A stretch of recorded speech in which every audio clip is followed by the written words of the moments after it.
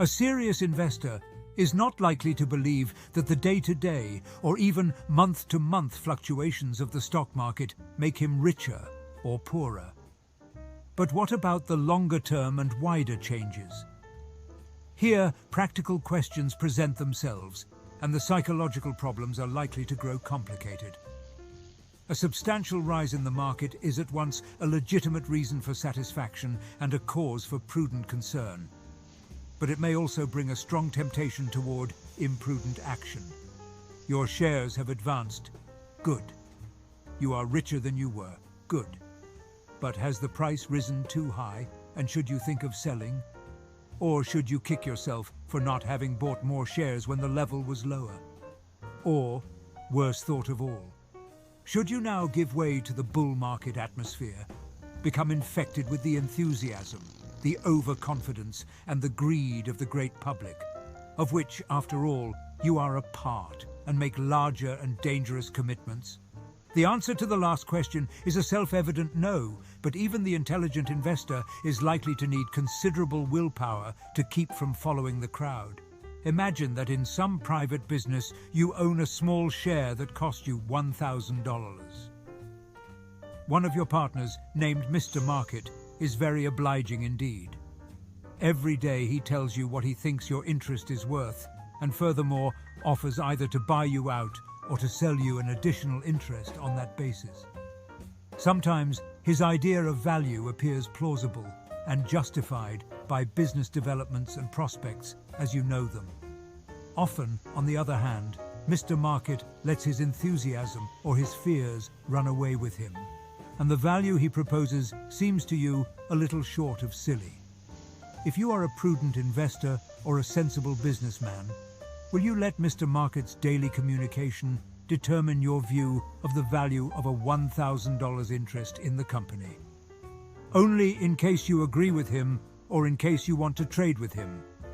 You may be happy to sell out to him when he quotes you a ridiculously high price, and equally happy to buy from him when his price is low. But the rest of the time, you will be wiser to form your own ideas of the value of your holdings based on full reports from the company about its operations and financial position. The true investor is in that very position when he owns a listed company stock. He can take advantage of the daily market price or leave it alone as dictated by his own judgment and inclination.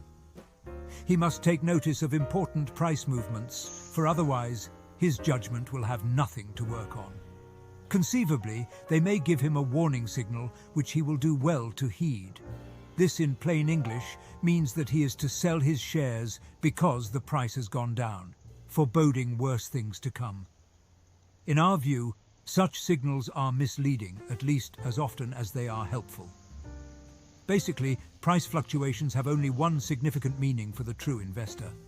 They provide him with an opportunity to buy wisely when prices fall sharply and to sell wisely when they advance a great deal. At other times, he will do better if he forgets about the stock market and pays attention to his dividend returns and to the operating results of his companies. The most realistic distinction between the investor and the speculator is found in their attitude toward stock market movements. The speculator's primary interest lies in anticipating and profiting from market fluctuations. The investor's primary interest lies in acquiring and holding suitable securities at suitable prices. Market movements are important to him in a practical sense, because they alternately create low price levels at which he would be wise to buy and high price levels at which he certainly should refrain from buying and probably would be wise to sell. It is far from certain that the typical investor should regularly hold off buying until low market levels appear, because this may involve a long wait, very likely the loss of income and the possible missing of investment opportunities. On the whole, it may be better for the investor to do his stock buying whenever he has money to put in stocks, except when the general market level is much higher than can be justified by well-established standards of value. If he wants to be shrewd, he can look for the ever-present bargain opportunities in individual company stocks. Aside from forecasting the movements of the general market, much effort and ability are directed in Wall Street towards selecting stocks or industrial groups that in matter of price will do better than the rest over a fairly short period in the future. Logical as this endeavor may seem, we do not believe it is suited to the needs or temperament of the true investor, particularly since he would be competing with a large number of stock market traders and first-class financial analysts who are trying to do the same thing. As in all other activities that emphasize price movements first and underlying values second, the work of many intelligent minds constantly engaged in this field tends to be self-neutralizing and self-defeating over the years. The investor with a portfolio of sound stocks should expect their prices to fluctuate and should neither be concerned by sizable declines nor become excited by sizable advances. He should always remember that market quotations are there for his convenience, either to be taken advantage of or to be ignored. He should never buy a stock because it has gone up or sell one because it has gone down. He would not be far wrong if this motto read more simply: never buy a stock immediately after a substantial rise or sell one immediately after a substantial drop. Something should be said about the significance of average market prices as a measure of managerial competence. The stockholder judges whether his own investment has been successful in terms both of dividends received and of the long-range trend of the average market value. The same criteria should logically be applied in testing the effectiveness of a company's management and the soundness of its attitude toward the owners of the business. This statement may sound like a truism, but it needs to be emphasized. For as yet there is no accepted technique or approach by which management is brought to the bar of market opinion. On the contrary, managements have always insisted that they have no responsibility of any kind for what happens to the market value of their shares. It is true, of course, that they are not accountable for those fluctuations in price which, as we have been insisting, bear no relationship to underlying conditions and values.